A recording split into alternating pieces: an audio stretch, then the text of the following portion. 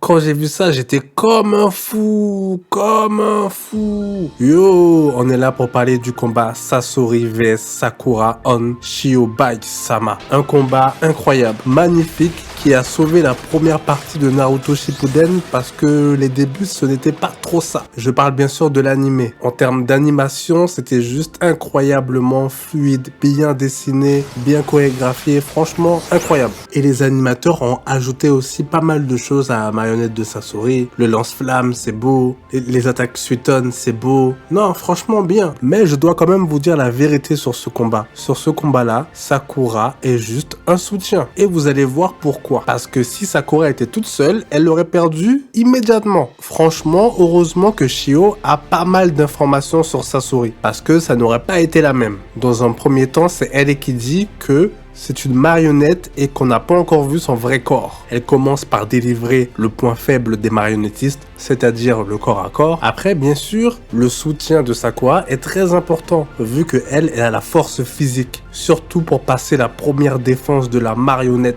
tank de Sasori. Faut le dire, Shiobagi-sama, elle est vieille. Elle n'a plus la vivacité d'antan, elle n'a plus la force qu'elle avait avant. C'est pour ça que quand on voit la chorégraphie de Sakura et Shiobagi-sama qui se synchronisent à la perfection, c'est incroyable. Et là, on comprend qu'elle a décidé de prendre possession du corps de Sakura, de faire d'elle une marionnette et de profiter de sa force pour briser le crâne, pour briser le dos de la marionnette de Sasori. Franchement, Shio, c'est une marionnettiste extrêmement puissante, extrêmement stylée, qui maîtrise les fils de chakra vraiment bien.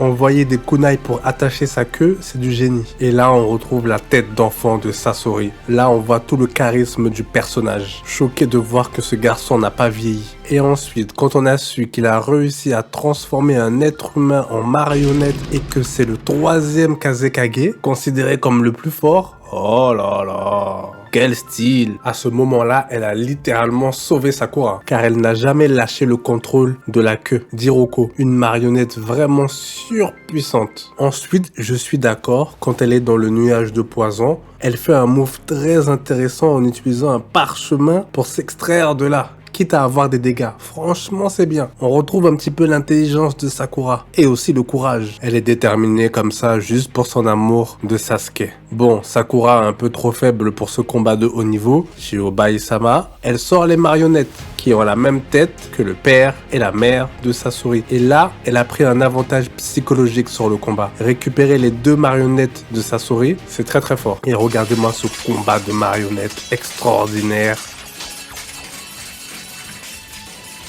Là, Sasori passe à la vitesse supérieure en utilisant la technique du 3e Kazekage. Et on découvre aussi le bouclier de chakra utilisé par une marionnette. C'est très fort. Là, c'est pas les petites marionnettes de Kankuro avec des armes blanches classiques. Là, c'est du haut niveau. On se rend compte que Kankuro, c'est un petit joueur. En plus, dans ce combat, il y a de la stratégie. Sasori qui utilise le Satetsu pour bloquer les marionnettes de Shiobagi-sama quand on voit cette attaque. Et qu'on voit aussi que Shiobagi-sama fait des bails sombres avec les marionnettes humaines, elle sait carrément modifier le bras. C'est fort, c'est stylé, c'est puissant, mais c'est glauque. Sasori, il est quand même puissant. C'est pas un petit joueur. Je sais que les gens le sous-estiment beaucoup parce que c'est un marionnettiste, mais il a vraiment du talent. Sakura, en marionnette, c'est très fort parce qu'elle peut avoir des déplacements complètement loufoques, imprévisibles. Shiobagi-sama peut la tirer de pas mal de situations et quand il faut mettre la patate, voilà quoi. Et vous voyez cette attaque-là, pas grand monde ne peut s'en sortir face à ça. Même les plus forts peuvent mourir à cause de ça. Le gars, c'est quand même un génie. Il a mis du poison dans les Satetsu.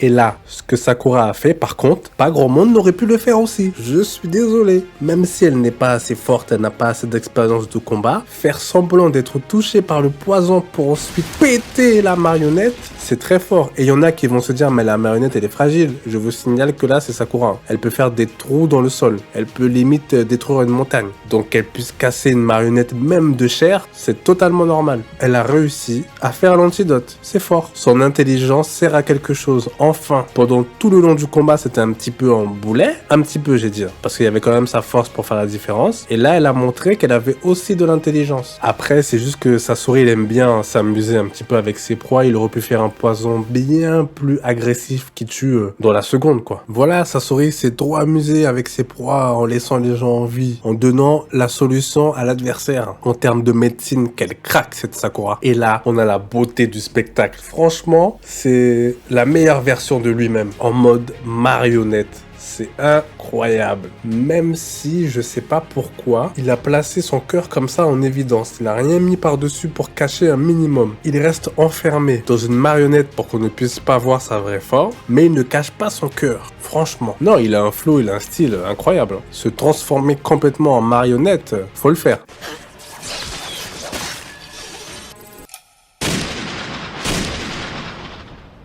Est-ce que vous pensez qu'elle a fait exprès de prendre le coup pour pouvoir ensuite le tirer et le démolir? Bon, elle n'a pas réussi parce que il s'est désassemblé et du coup la force a été diminuée. Parce que si elle a vraiment fait exprès, c'est fort, c'est très très fort. Et là, c'est peut-être la chose la plus stylée que j'ai vue de tout le manga Naruto. Je suis désolé. Les 10 marionnettes là, contrôlées chacun par un seul doigt, en plus extrêmement stylées, ils ont tous leurs caractéristiques. Quand j'ai vu ça, j'étais comme un fou, comme un fou. Ah non, une planche incroyable. Et Sasori qui réplique avec un pays entier, énormément de marionnettes, mais moi je les trouve moins stylées, mais ça reste impressionnant. Mais forcément, quand tu contrôles énormément de marionnettes, ton contrôle il est moins bon. Tu es moins rapide, moins vigilant, alors que 10, ça va. Même si c'est extrêmement compliqué de contrôler 10 personnes en même temps. Et là, on a une scène digne d'un film, tout simplement. Là, on a un film d'animation devant nous. Et ça castagne. On voit une marionnette qui utilise une autre marionnette pour se battre avec des lames de chakra qui tournent et qui découpent tout sur son passage. T'en as un autre qui met des coups de boule. T'en as une avec une double lame.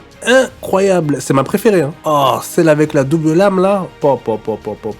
Les trois avec leur vortex qui broie tout le monde. Non, mais sérieusement, t'as la marionnette brute épaisse avec son poing américain. T'en as un autre qui peut sceller un adversaire. Non, mais franchement, c'est complet. Moi, si je suis marionnettiste, je veux les 10 là. Et franchement, Kankuro aurait dû récupérer cette chose. Il aurait été tellement puissant. Et là, Sakura qui vient sauver Chiyobai-sama. Alors, je sais pas si c'est Chiyobai-sama qui était extrêmement forte et qui a réussi à le prendre par surprise ou si il s'est juste laissé faire. Mais moi, je pense qu'avec un peu de patience, il aurait pu tuer les deux tranquillement, sans aucun problème. Donc, je vais retourner ma veste. Sakura a été extrêmement utile parce que si Chiyobai-sama aurait été seule, elle serait morte. Si Sakura aurait été seule, elle serait morte. Ça, y a pas à dire. Là, les deux, elles ont réussi à le berner, elles ont réussi à faire un peu de stratégie et c'est pour ça qu'elles gagnent aujourd'hui. Mais en tout cas, quel combat! Tout le monde doit se rappeler de ce combat. C'est comme Rock Lee vs Guy. Tellement l'animation était incroyable. De toute façon, Sasori, en mettant comme ça une cible sur sa poitrine, je pense qu'il voulait mourir. Peut-être parce qu'il n'a pas réussi à devenir complètement marionnette, ou peut-être qu'il était juste dépressif. Mais je pense qu'il voulait mourir. Et Chiyobai-sama, quelle classe! Elle a presque la puissance d'un Hokage. Je suis désolé, si elle n'était pas vieille, elle aurait été très très forte. Déjà un jutsu qui permet de soigner quelqu'un de gravement blessé en lui donnant un petit peu de son espérance de vie, c'est fort. Grâce à elle, Gaara est toujours en vie. Grâce à elle, Sakura est toujours en vie. Grâce à elle, Sasori est mort. Comme c'est sa grand-mère, il ne l'a pas trop attaqué non plus. C'était la pseudo-analyse du combat Sakura Chiyobai-sama vs Sasori.